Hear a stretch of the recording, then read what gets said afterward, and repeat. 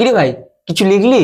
না রে না, না মানে তুই তো একটার পর একটা লিখেই যাচ্ছিস।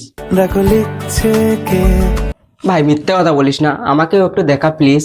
আমি পারবো না। আচ্ছা ঠিক আছে, তোকে দেখাতে হবে না, তুই জাস্ট একটু সরে বস। সরে যেতে আর আমি পারবো না। ভাই এমন কেন করছিস? আমার পরীক্ষায় পাস করার স্বপ্ন ভেঙে যাবে।